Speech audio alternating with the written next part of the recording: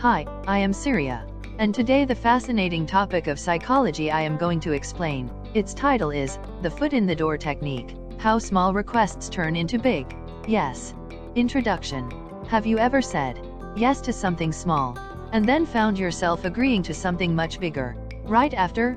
Like signing a simple petition, and later being asked for a donation, or agreeing to a free trial, and suddenly committing to a paid subscription. That's no accident. It's a psychological trick called the foot in the door technique. A tiny request opens the door, and once your foot is in, a bigger request follows. Today, we'll break down how this technique works, why it's so powerful, and how to spot when it's being used on you. Definition.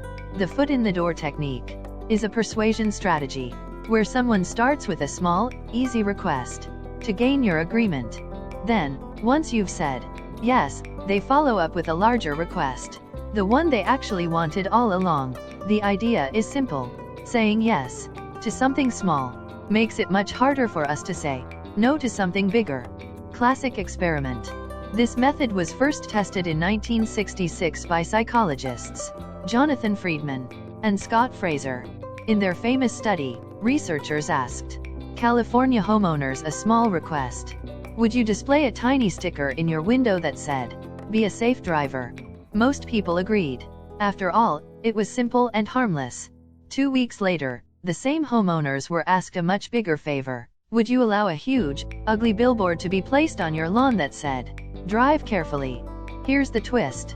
Homeowners who first agreed to the small sticker were 4 times more likely to agree to the giant billboard, compared to those who weren't asked about the sticker first. This showed how small commitments change the way we see ourselves. The psychology behind it. Why does this work so well? First, consistency principle. Humans like to stay consistent with past behavior. If you said yes once, saying no later feels uncomfortable. Second, self-perception.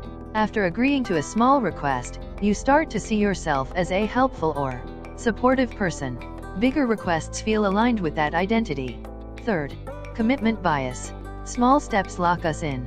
We convince ourselves we must continue. In short, once you take one step, your brain wants to take the next. Everyday examples. You see the foot in the door everywhere. Sales and marketing. Free samples at stores. Once you accept, refusing to buy feels harder. Subscriptions. Try 1 month free. Suddenly, you're on a full plan. Fundraising. Sign a petition leads to, "Can you donate?" Relationships. "Can you do me a small favor?" Followed by bigger and bigger asks. The small yes makes the bigger yes much more likely. Consequences. This technique isn't always bad. It can be harmless in marketing, or even positive, when encouraging good habits like volunteering or recycling. But in the wrong hands, it can lead to being manipulated into commitments you never intended. Spending money you didn't plan to. Saying yes when you really wanted to say no. That's why awareness is key. How to defend yourself. So how can you avoid being manipulated?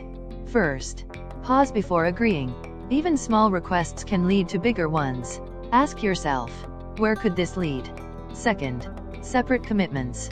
Just because you said yes once, doesn't mean you must say yes again. Every decision is new. Third, learn to say no. It's okay to change your mind. You don't owe endless favors just because you agreed once. Fourth, check intentions. Ask, are they trying to help me, or are they pushing me towards something I don't need? Conclusion. The foot in the door technique proves something powerful about human psychology. Big changes often start with small steps. Marketers, salespeople, fundraisers. They all know this. And now, so do you. The next time someone asks you for just a small favor, take a moment. Because that little yes might lead to something much bigger. Question for you. What's one time you said yes to something small, and it turned into something much bigger? Share your story in the comments.